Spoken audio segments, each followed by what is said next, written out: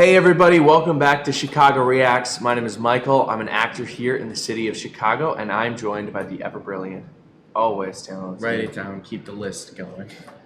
Visited Niagara Falls recently, or not recently. This is actually from my significant other. She went recently, cool. And she brought me back in Niagara Falls, and I'm like, that's actually kind of cool. That's actually kind of stylish. Nice. You're repping it today. That's fantastic. Yeah, I'm Zach. I'm also an actor here in the city of Chicago. She's going to be so happy about that little insert I gave her. It's good to be back on the channel and going kind of back to our roots. When we first started on this channel, we reacted primarily to World of Warcraft cinematic trailers. This was like from a year ago, and then we started branching off into the Warhammer 40K universe. Yes. This was a video suggested by Heat, and it inspired us to dip our toes back into the Warhammer 40K universe. The Orks. Yeah, this is the Orks Warhammer 40K by the Templin Institute. So I'm excited. I'm really excited to jump back in. The 40K universe is wild. So for those of you that aren't familiar, it's a very, very interesting universe where basically everything and anything is canon. So it encourages people to kind of create their own content, their own basically their own little piece of the universe, and it's really cool because it inspires so many different creators, authors, content creators, video creators to contribute their own piece to the larger universe as a whole. So Michael and I, being creators ourselves, love that, and this should be cool. I don't really know what we're getting into with this, but orcs are cool, and yeah, this we did react to Bricky's where he covered every faction. And that was super cool. So this should be a nice little refresher for us. Definitely. And hey, if you are interested in the universe or you haven't seen our reactions to other 40K stuff after this video, feel free to go and check that out. Make sure to like this video, subscribe to the channel, and leave a comment in the comment section down below if you want to check anything else out. Yeah, baby. And we'll give you some more info on what we've been up to at the end of the video. Yeah, sweet. Let's dive into it. The Orks. Jacking it, baby.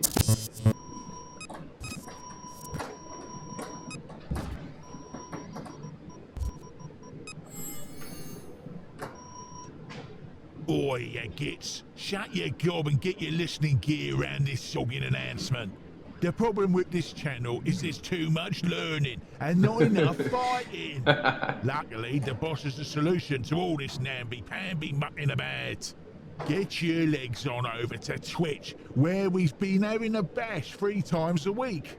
Stellaris, XCOM, Battlefleet, Gothic Armada. His voice is amazing. I know. Warhammer 2, the boys have crumped it. I'm going to be honest, that voice is not what I expected with the Templeton Institute. Nope, not at all. It's a classic orc voice. It's like, it sounded like an orc. I'm loving it. I'm loving it. Good and proper in each one. Don't be a nothing but a stinking digger knob. Join the Templin the Templin Insta. Join them Templin brain boys on Twitch.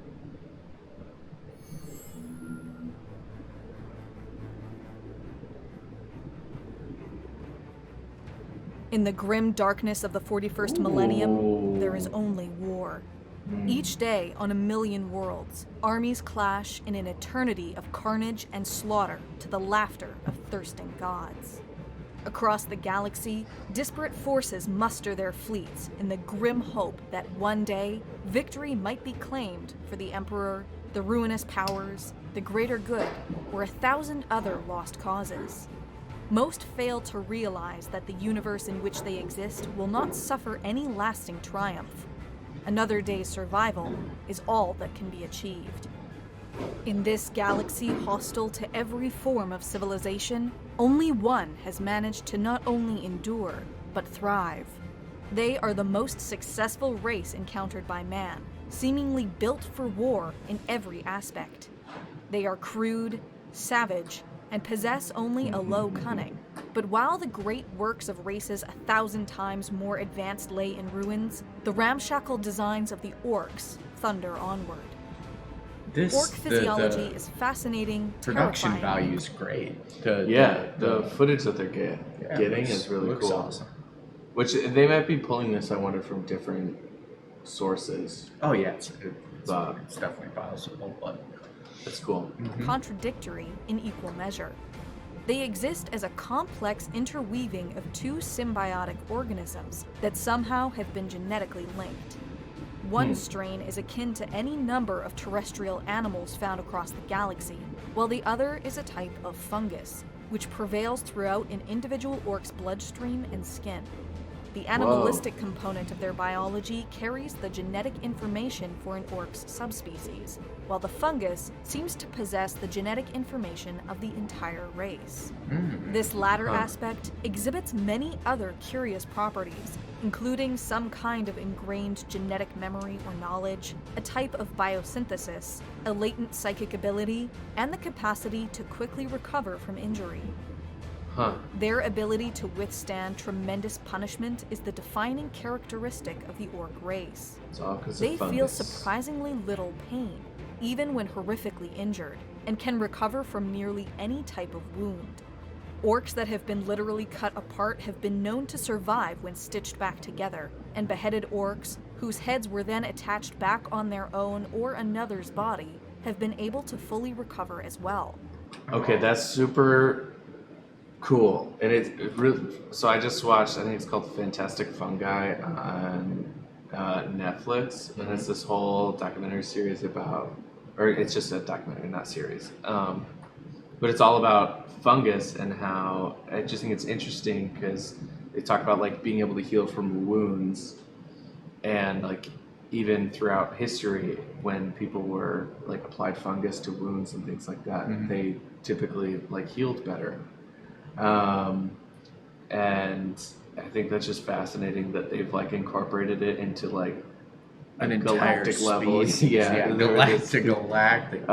And same with like mycelium is essentially like a nervous system. So the fact that like if it's part of their bloodstream and it's like works symbiotically, it could like literally help stitch them together and kill off bacteria. So I think like on a very like it's so cool to like orcs and they're like brutes and all this stuff, but then like all this like intricate canon lore behind them is like very rooted in reality. And like you can see where it, like it's not that far of a stretch to believe that would exist. You know? That's wicked. I mean, when you hear about this, you're like, I would not want to go to war with these. Things, that's a little unfair. But it's so cool. Oh, that's so cool. All right, let's see what else is sweet about orcs. While any other species would weaken or tire when subjected to constant physical harm over a prolonged period of time, the opposite appears true for the orcs. They can survive grievous wounds with little apparent long-term consequences, save some superficial scarring, and instead seem to develop physically the more damage they are able to endure. The average orc stands much taller than a man, although their typical hunched stance makes this not readily apparent. Orcs will grow all their lives, and a particularly skillful orc will continue to become larger and stronger until they are beaten or killed. Yeah, that's Orc so cool. reproduction remains barely understood, but revolves around a kind of fungal spore. If left undisturbed, entirely self-sufficient communities of orcs can arise from these spores years or even decades after their predecessors were defeated or driven away. Like the extragalactic Tyranids, the orcoid So they're race literally like a fungus. Completely like a sentient fungus. A completely self-efficient organism that can survive generations upon generations. Yeah, so, even after getting wiped out, like the fungal spores can regrow.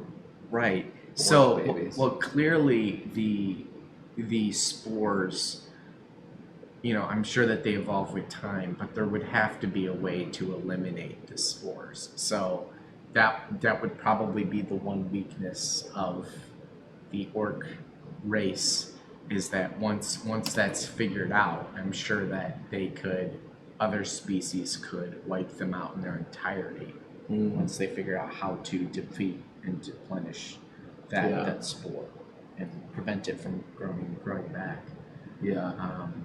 That is wicked. That's so cool. Because your comment about this being, obviously it's Warhammer 40K, but it is grounded in the sense of like reality, where it's like not far off from something that might have the ability to happen. Like, that's so freaking cool. Well, and even just the way that like I'm kind of freaking out. This is just really cool about it. Because even just the way that like fungus works is it like breaks things down and rebuilds, like reuses the material. So it's like even the way like the orcs, like they're all about destruction and tearing things down, and then they repurpose everything that they find. Man, it's just layered. It's so layered. So layered. Resembles an ecosystem composed of various subspecies arranged in a brutal hierarchy. Colloquially, these component species are referred to as greenskins. The first and least complex form of orc life to gestate are squigs. Squigs are themselves comprised of various subtypes used by higher forms of orc life for nearly every purpose. Oil squigs secrete a viscous black lubricant used to keep orc machinery functioning. Mending squigs can be used to suture limbs back in place, while face biter squigs are little more than ravenous drooling mouths on legs and kept by orc warlords as a symbol of status. Other forms of squig life include parasite hunting squigs, bag squigs, and the rare and bizarre squig pipe, utilized as a musical instrument. The most common squig is the eaten squig, a limbless blob that feeds on orc refuse, which is in turn consumed by higher orc species. Feared above all is the squigoth, which range in size from that of a main battle tank to the titans used by the Collegia Titanica. Next to emerge are snotlings.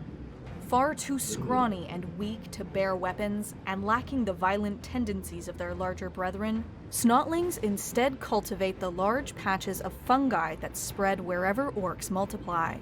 They provide food, drink, and medicine to the orc race, and possess a natural affinity for squigs, which they raise and then train. In battle, a snotling's only use is that of ammunition, fired from a cruel device known as the shock attack gun. Immediately above the snotlings in the greenskin hierarchy are the Gretchen, or grots. Of all the orc subspecies, they display the greatest capacity for cunning. They are fast learners and quick to spot an opportunity or weakness. Within any orc tribe, most serve as laborers, scouts, thieves, or even assassins.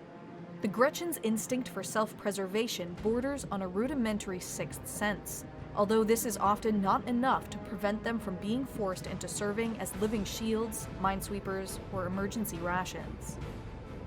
The above-average intelligence of the Gretchen has led to the emergence of an underground economy within their normally orc-dominated society. Many Gretchen operate their own black market businesses, selling fungus beer, roasted squigs, or gambling enterprises. The level of sophistication present in these enterprises is almost unknown elsewhere in the Greenskin civilization, and enables the Gretchen to enjoy relatively comfortable lives while still existing as slaves to their larger masters. These subspecies endure a symbiotic relationship with their orc overseers, trading menial tasks in exchange for protection. Within the orcs themselves, the social hierarchy is straightforward and brutal. They will instinctively obey those larger than themselves, and while some might rise to prominence through cunning or deception, most seize power and retain it through the application of brute force. At the head of every orc horde is a war boss or warlord, typically the biggest and meanest of his kind, who has risen through the ranks to primacy by winning battles and killing any other challengers. First and foremost a powerful warrior, the war boss will hold absolute authority in his tribe or warband. Yes. The decisions of the war boss are enforced by a crude ruling caste of orcs known as knobs. A type of nobility amongst the orcs by the loosest definition of the word, the knobs have earned a position of prominence due to their greater than average size and strength. All others in an orc tribe are referred to as boys. Depending on their specialty in combat, they may be known as sluggaboys, shootaboys, ardboys, wildboys, or flyboys, while any orc intelligent enough to recognize which part of a grenade is thrown once the pin is removed is known as a stick bomber. A caste of specialists also exists within the boys, orcs who have been born with specific information programmed into their minds that are released once they reach maturity. These so-called odd boys include pain boys or mad docs, who use their stabby bits as medical tools. The crude bionics that are sometimes implanted in higher-ranking orc are the work of pain boys, although their work in this area has the tendency to explode without warning. Psychers too exist within the orc race, referred to as weird boys. Unlike those in other races, these weird boys draw upon the innate psychic potential of the orc species itself, rather than the energies of the warp. This type of psychic power has its own dangers, however. Should a weird boy soak up too much of this energy, his head may explode, and the resulting backlash also explode the heads of any orcs nearby. Mech boys, or mechaniacs, serve as engineers and technicians who build all the weapons, vehicles, and other technology used by the orc race. Like every other advanced process associated with the greenskins, their work is notorious for suddenly exploding. Orc technology is one of the least understood facets of their civilization. It is almost always ramshackle and slapped together, yet functions as well or better than anything comparable within other species. The impossible nature of orc technology is believed to be a result of their latent psychic powers. If enough orcs believe something is true, it will actually become so, brought into existence through pure will. As such, orc rockets painted yellow create bigger explosions, orc vehicles painted red will go faster, and orc guns are often nothing more than a box with bolts and bits of metal in it. They take manifesting your own destiny to a whole nother level. They really, really do. This is a gun. Because I say it's a gun. Because I say it's a gun. This is a tank and it goes fast because I painted it red. Like, Look, I put flames on it. That makes it fast. Yeah. I almost wish we had like a piece of paper with us so we could be like keeping track of like the relationships among the orcs, because it really is like. I So like dynamic. this. Yeah, I like this channel a lot though, because it's, you know, I feel like a lot of the Warhammer 40K content we've digested has been like just a ton of info thrown on us across so many different races or whatever, and to have it be specifically about one race is actually really nice, and it's effective to. It's fun to have a deep dive. Yeah. And it's interesting to have it be like very the approach is very like, what's the word I'm looking for, almost reverent for this thing, like this is history. Like, Right, this is right. actually, you need to know this for a test. You know, that's what it feels like. Like I feel like I'm watching like an actual like a real life documentary about World War II or something like that. An animated textbook or something like that, Yeah, or encyclopedia. It is. The way that information is being presented is really effective at delivering that information. Yeah.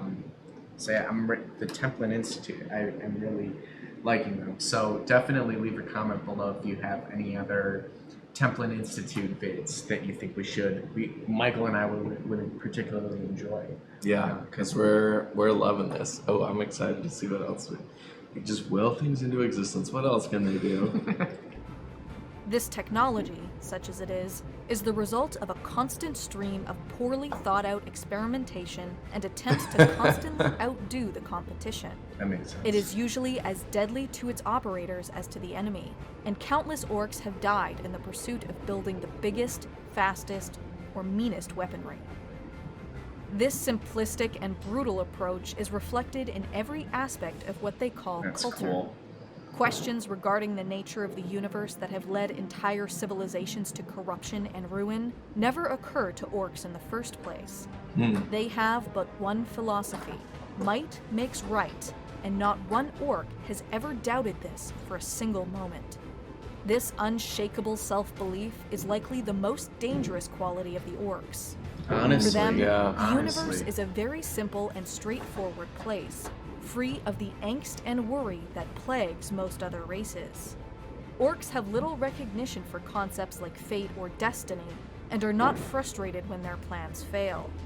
Instead, they just try again, usually in a different way after forgetting how they attempted it the first time. Never does an orc reflect on their own weakness, instead making remarkable progress through bloody trial and error. As long as an orc has someone to fight, someone bigger to tell him who to kill next, and someone smaller to abuse, he will know contentment.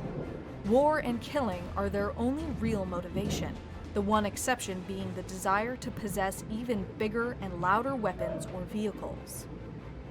Orcs are almost So that's interesting, because then the only two places where that orc philosophy may break down is at the extremes. So, they always need someone smaller, right? So if you go to the very smallest orc, and then they always need someone bigger to tell them what to do, and then you go to the very biggest orc.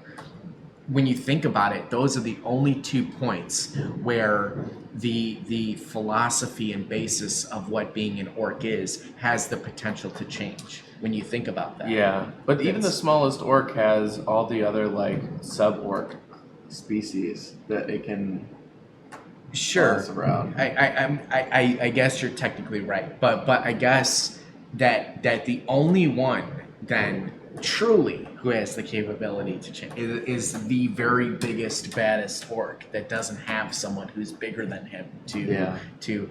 So that's kind of interesting. I wonder if someone has ever created a canon where there was a particular orc leader who maybe had something different in their philosophy happen. Like that's I just think that is so interesting, because what you said about the orc philosophy and view on life as a whole truly is, especially in the Warhammer 40k universe, probably their most dangerous and tool, if you will, that they have. Right. It's just that belief.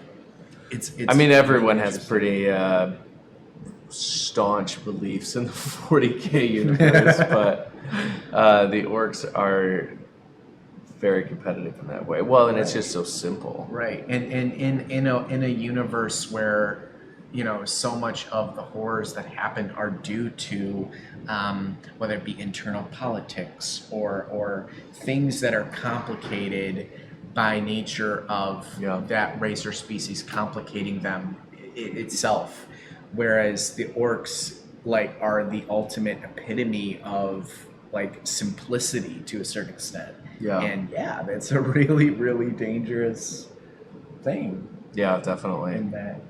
So just thought that was super interesting.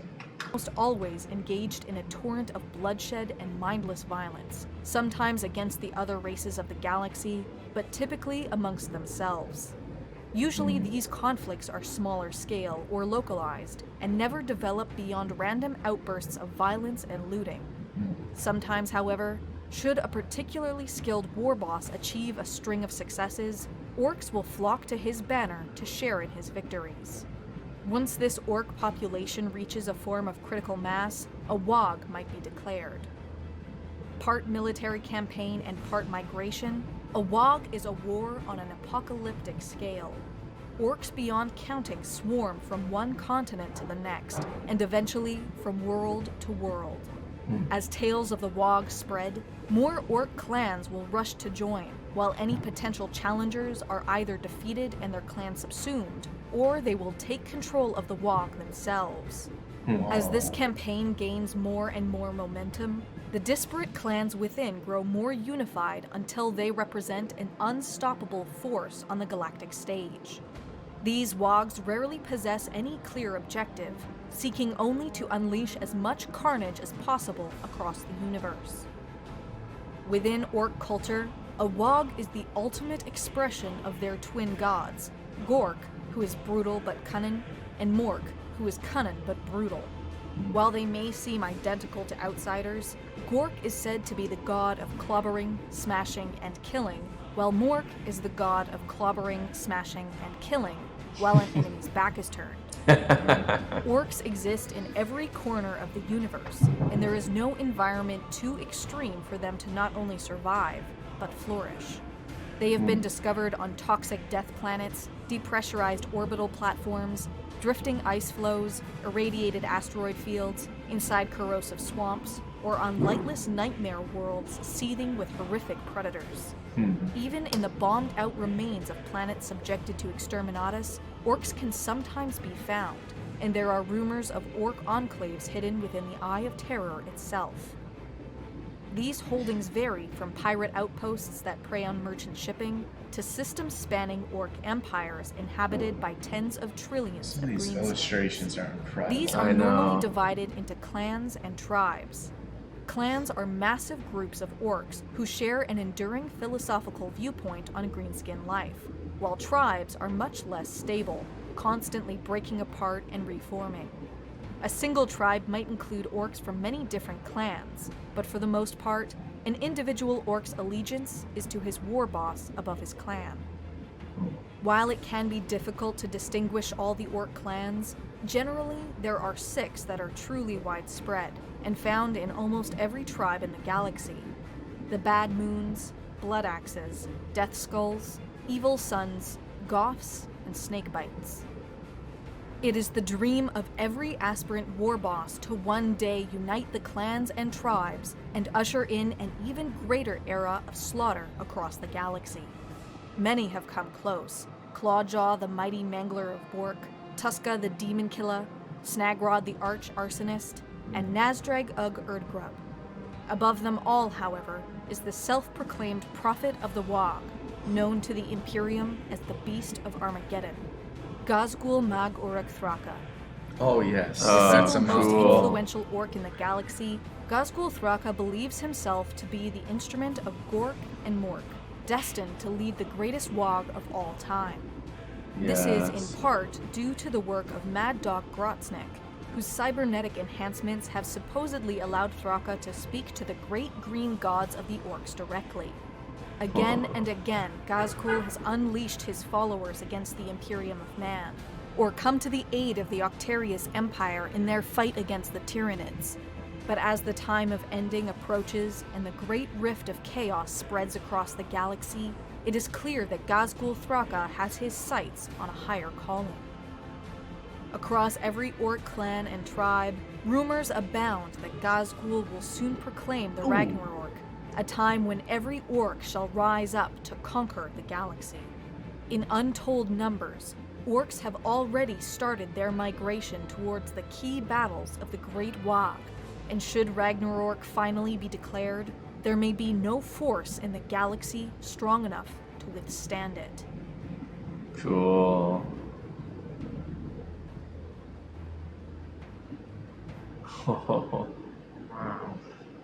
Oh, that was awesome. So the only thing it didn't really go into was as much as like the strengths of each clan or race interests me, I'm also intrigued by like the particular understood weaknesses. Because I don't know, I like to know what the kryptonite of each race is, you know, like, because you almost got to present like well, if other races or species figure this out, then this race is like, it creates more of a strategic, I guess. So, because the orcs they have to have some weakness. Like that's the only thing, I guess, in every Warhammer 40k race and faction that's never really discussed too much. And yeah, I think to have a little portion of this video to talk about even just potential weaknesses or philosophized like ideas on how they could be controlled or defeated would be interesting. I also feel like in the 40k universe, part of the reason weaknesses aren't talked about as much is just the universe is so brutal. Like you have to have no weaknesses to survive. Right. You know? Yeah. So I even guess. just like, oh, you're like this perfect killing machine. Good luck. Like, There's several others. yeah, there's plenty of others. So I think, but yeah, that's totally right. We didn't get into what's the different like clan, like the 6 different clans and what Yeah, their that thoughts are. Yeah, that was kind of that's cool. But still, it was fun to get to know. Yeah, I keep on just thinking like, oh, it's just like fungus. They're just the fungus race that like is everywhere. And Like the universe So is so cool. expansive that there has to be something that exists that is that fungus's weakness. You know what I mean? Yeah. Like, because then if that is true, then this fungus and the orc race is just the ultimate thing. I guess too, it's like you would think that some of these other races might find a way to harvest the fungus and use it for themselves or somehow. I'm sure Yeah. there's something in canon where one of the races or factions or whatever has gotten a hold of the fungus and is trying to use it. Like, that's the thing about the Warhammer Yeah. 40k universe is It's like, like- if you think it and you can develop it enough, like, yes, it's going to make sense. You know what I Yeah. mean? Like, my theory on like, if you take the biggest, like, if this one of the war bosses or whatever, you know, has the potential to have an impact somehow, some way on the entire orc philosophy. Like, that's a very interesting idea. Yeah. Well, I think that, like at the end of the day, their might is right doesn't really break down because Right. they will just be like, yes, then I'm the biggest, then I will create the largest war the universe Yeah, has the ever Waaagh. seen. Yeah. Thank you, Heat, for suggesting that video. That was so much fun. I love diving deeper into the orcs and learning some of the like nitty-gritty stuff about them. That was so much fun. So thank you for that suggestion. Hey, if you liked watching our reaction to the video, make sure you hit that like button, subscribe to the channel so you don't miss any other videos. And if you want to see us react to something, leave a comment in the comment section down below. Absolutely. And let us know, if you had any other questions or answers to the questions that we prompted. We'd love seeing those comments in the comment section. Yeah, we're still ultimately Warhammer 40k noobs, but But we love it. yeah, we do.